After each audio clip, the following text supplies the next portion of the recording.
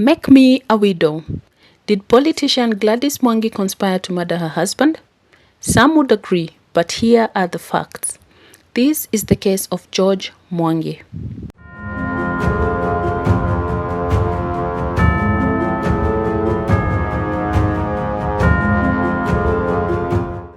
Hi friends, welcome to the Ayira Faith channel. I am Ayira, and if you like true crime stories, then please subscribe as I post true crime videos every week. Also, please don't forget to hit the notification bell so that you are notified every time I upload a new video. On Wednesday, October 12, 2022, a group of casual laborers returning home from work at a tea plantation in Kieni Forest, Kiambu County, stopped in their tracks. On the ground before them, they saw a big pile of carton boxes and empty cement bags. This was very strange, as they had not seen these in the morning when they came in for work. So they decided to investigate. They moved the pile of boxes and cement bags and noticed a big black polythene bag underneath, wrapped with red nylon ropes all around. When they pulled away a section of the polythene bag, they jumped back. Inside, there was a body of a man with his head badly crushed.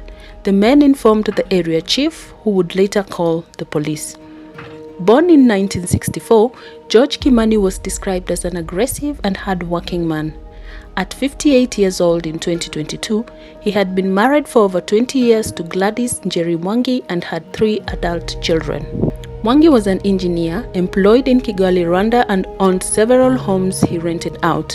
He would visit his family in Kenya often and had just returned for a short holiday on 13 September 2022.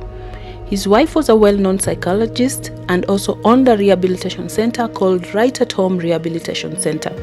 In August of 2022, she had contested for the woman representative seat in Kiambu County but was unsuccessful.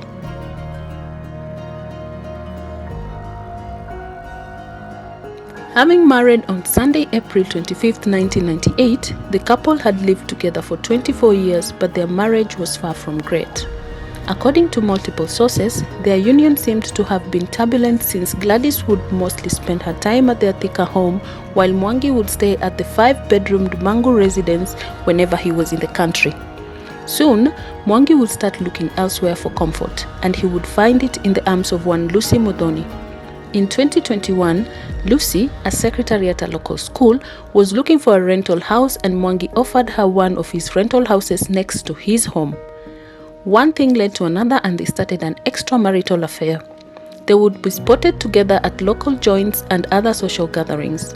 Gladys would soon find out about her husband's affair and was very upset. She confronted him, but it did not help, as Mwangi and Lucy continued dating despite her anger. Gladys also approached her in-laws to complain, but found that Mwangi had already introduced Lucy to his family as his second wife, and she was well known to the extended family. Gladys then confronted Lucy and threatened her, but Lucy complained to Mwangi, which made husband and wife drift further apart.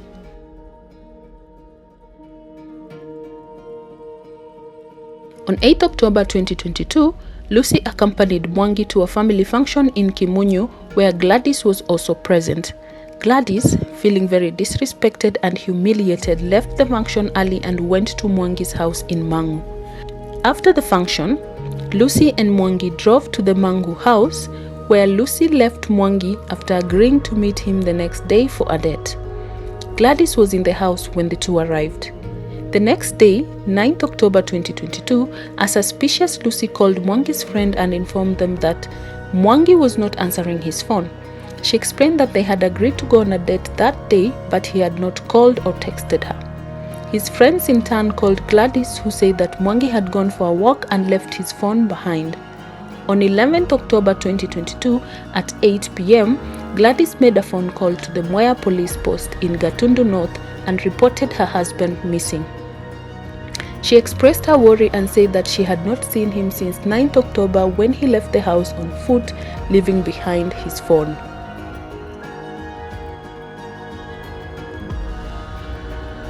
The police, in search of Mwangi, did not have to wait for very long or look very far. A report was made by the Kamunyaka area local chief, who reported a body found dumped at Kieni Forest. After visiting the scene and examining the body, the police positively identified Mwangi. His wife Gladys was notified and brought in for questioning. The police also interviewed his children, neighbors, and extended family.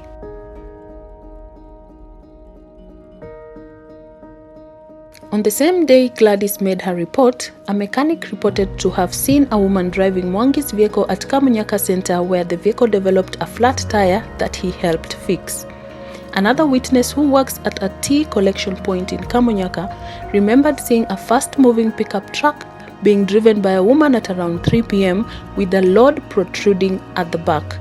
He told the police that he tried to flag the vehicle down and ask the driver to slow down since the load seemed to be falling from the vehicle, but the vehicle sped towards Kieni Forest, where the body was discovered the following day, wrapped in black polythene bag and under a heap of cartons and empty bags of cement. The two men, when asked to describe the vehicle, the description fit the one owned by Mwangi, and they identified the pickup truck at the police station and Gladys as the woman driving. It is alleged that after the body was dumped, Gladys, through a phone call at around 8 p.m., made a missing persons report. Now, I checked Google Maps to determine how long it would take one to travel from Kamunyaka to Kieni Forest by road. The longest route, as you can see here, is 40 minutes by vehicle, so a trip to and fro would take 1 hour 20 minutes, meaning that if Gladys was allegedly spotted at Kamunyaka at 3 p.m., she would have been back home by 4:20 p.m. Since the body wasn't properly or carefully concealed, and it seemed like the murderer was in a hurry to leave, I added an extra 30 minutes that she could have used to dump the body. This means that she would have been back home by 4:50 p.m. and had sufficient time to compose herself before making the call to police reporting her husband missing. Gladys had also newly hired Maurice Kamau Mbugua a day before Mwangi went missing. She had fired John Mwangi, who had worked for her for over 5 years, and told the police that she had sent John to deposit money into her mobile money wallet, but he'd run away. When questioned, Maurice Kamau told detectives that on 11th October 2022, Gladys asked him to assist her in carrying a heavy load that was destined for the airport to the back cabin of the truck. He said he did not ask what it was, but helped her carry the load, which was wrapped in a black polythene bag. Detectives determined that Gladys, being a woman of an advanced age, would not be strong enough to execute this murder and dispose the body all alone. The new farmhand Maurice was therefore considered an accomplice and arrested alongside Gladys, who was found driving the deceased's car. An examination of the truck revealed bloodstains on the floor of the cabin, manila ropes, and empty cement bags similar to those found covering the body at the scene.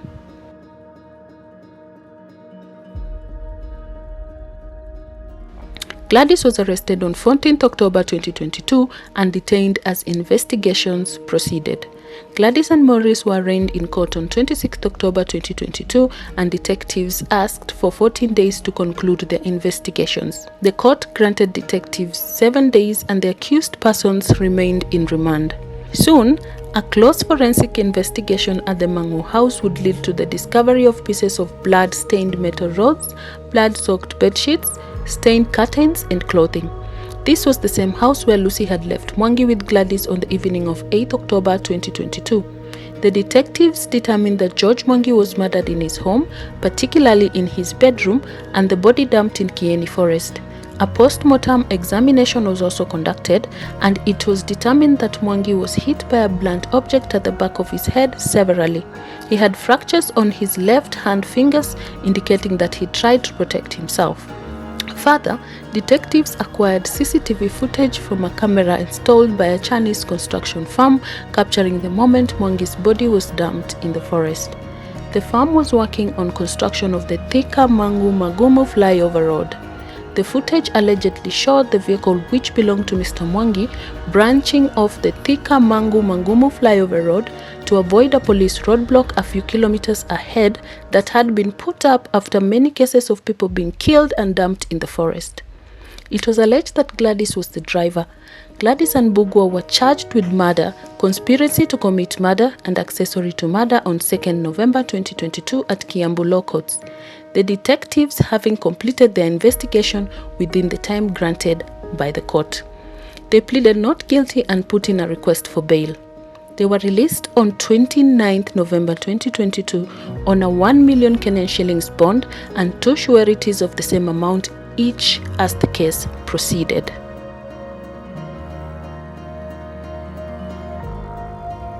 John Mwangi, who was the farmhand that Gladys had fired and the third suspect in the murder of George Mwangi, was caught a few days later and arraigned in Kiambu Court on 7th November when he pleaded not guilty. On November 17, 2022, he returned to court as a prosecution witness, having agreed to become a state witness. It is alleged that Gladys, being angry at her husband for humiliating her at the family function when he brought his mistress along, enlisted the help of Maurice and John to kill him. John allegedly refused, but Maurice agreed and assisted Alice to execute the murder. John would later escape as he feared for his life, but would be captured days later as the police had considered him a suspect.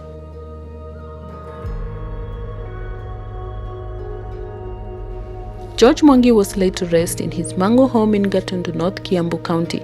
His wife Gladys did not attend the burial, and her tribute to her late husband was read out by her sister Judy. In the tribute, she mourned Mwangi as a caring and concerned family man, and she said that she regrets her husband's untimely death, saying it will be difficult to fit into the shoes left by George Mwangi.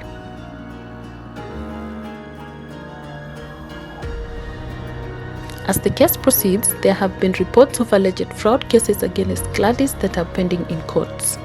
It is alleged that, before her husband's murder, she appeared before the Kiambu Magistrates Court to answer to charges of defrauding 2 people 400,000 Kenyan shillings by promising them that she could facilitate their immigration to America. And in another claim, the Salvation Army Church in Thika allegedly claims Kenyan shillings 3.5 million from her organization, Right at Home Rehabilitation Center. This amount had been donated to the church through the rehab center. Thank you all for watching another video on my channel. Please comment, like and subscribe if you haven't already, and I'll see you in my next video. Be safe and bye.